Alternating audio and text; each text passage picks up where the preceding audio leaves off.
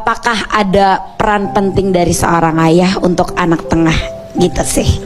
Ya, bagus juga. dijawab. Memang ada cuplikan ya. Waktu itu pernah ada cuplikan cukup viral berkaitan dengan aku bilang bahwa dulu anak tengahku itu tanda kutip kurang berprestasi ya.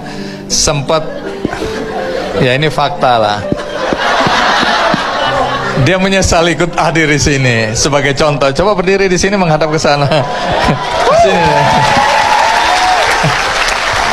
Iya, menghadap ke sana. Ini namanya Marco. Nggak ada hak jawab. Nggak ada hak jawab. Oh, emang anak tengah nggak ada hak jawab.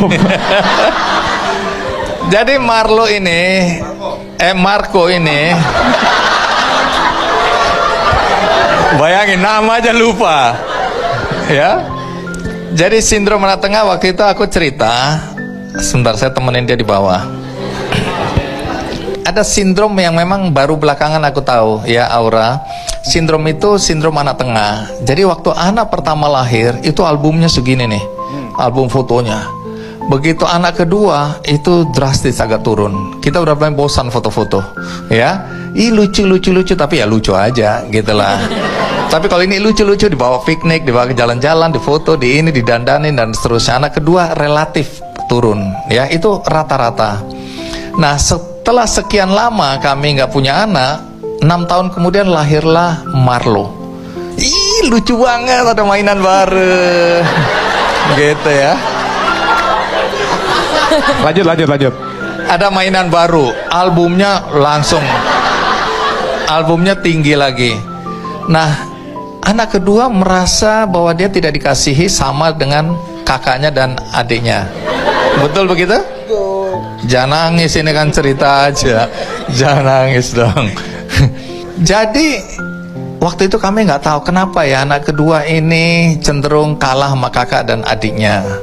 Nah, waktu kami dianjurkan ke psikolog, dan psikolog bilang anak tengah itu ada sindromnya, atau anak yang ya di tengah ini, anak kedua dari 3 bersaudara, ada sindromnya.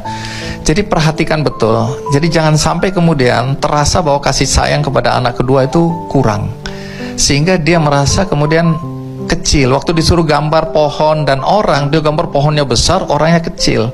Itu menunjukkan bahwa dia sebenarnya merasa kecil hati juga. Nah, langkah yang dilakukan oleh seorang ayah menurut psikolog waktu itu, jadi bapaknya harus lebih berperan untuk memeluk anaknya ya. Jadi sejak itu kami sering berpelukan, kami peluk anak gitu ya. Nah, misalnya gimana bro?